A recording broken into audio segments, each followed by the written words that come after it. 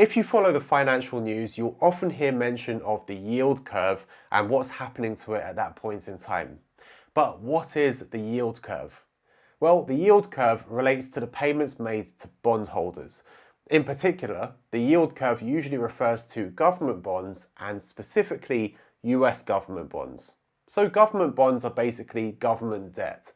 The government will issue bonds to raise money and will then pay an interest payment, known as a coupon, until the maturity date of that bond, at which point they'll pay back the face value of the bond.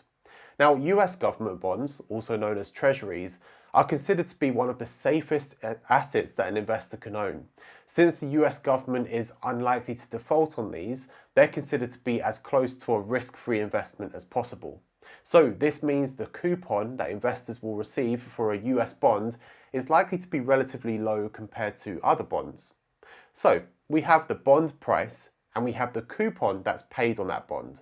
For example, let's say that you pay $100 for a bond and the coupon is $5, you're essentially receiving a yield of 5% on that bond.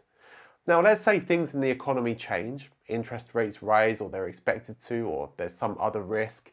New bonds being issued might need to offer a higher coupon rate. So bondholders might now need to receive a $7 coupon on a $100 bond instead of the previous $5. So this would mean a yield of 7%. So as a buyer of bonds, given the option of buying one that pays out $7 or one that pays out $5, which one do you think you're going to go for? Right, I think it's clear that most people will take the $7 coupon bond. This means that demand for the bonds with a $5 coupon will drop, and so will the price. And effectively, the price of the bond will fall until the point that a $5 coupon on that bond is equivalent to a 7% yield, just like the $7 coupon bonds. Then they're just as attractive as each other. This is why you often hear that bond prices move inversely to the yield. It's not that the coupon changes, only that the implied percentage, the implied interest rate on them changes. In other words, the yield. And that brings us on to the yield curve. If you wanted to buy a treasury, you could pick between different maturity dates. For example, there's a 3-year, 10-year, even a 30-year. And typically, the longer dated the bonds are, the higher the yield is going to be because there's more risk involved in holding it for that span of time. So if you purchased a 10-year, you should typically receive a higher rate than a 3-year, since you're holding it for longer.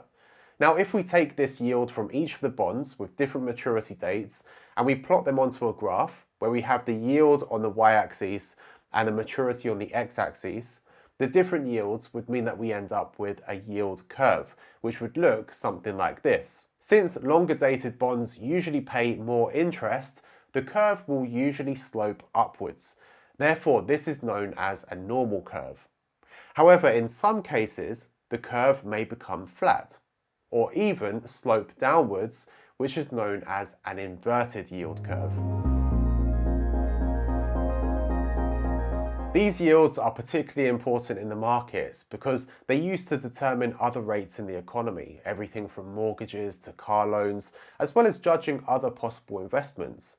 In fact, the yield curve also tells investors about the perceived future of the economy and future interest rates. So when an economy is in expansion, we'd expect the yield curve to slope upwards because things like rising inflation and potentially higher interest rates creates a risk for holding the bonds longer term. So the steeper the yield curve, the stronger the economic growth is expected to be. This means yield curves are typically at their steepest during an economic recovery, as interest rates are expected to rise and so on. However, if the future of the economy starts to become a bit more uncertain, or interest rates are expected to remain steady, the yield curve can become flatter. Sometimes there might be a bit of a bump along the curve, but generally it's much flatter than a normal curve. The yield curve usually becomes very popular in financial news when it starts to flatten, or even when it starts to become inverted. This is because an inverted yield curve is one of the most popular leading indicators that the economy may be about to go into a recession. This means that short-term rates become noticeably higher than longer-term ones. An inverted yield curve can also imply that interest rates are likely to fall in the future. So since treasuries are one of the safest assets in the world, it can also be that during times of economic uncertainty, investors are driven to buying longer dated bonds, which will therefore drive up the price and therefore lower the yield, resulting in a flatter or inverted yield.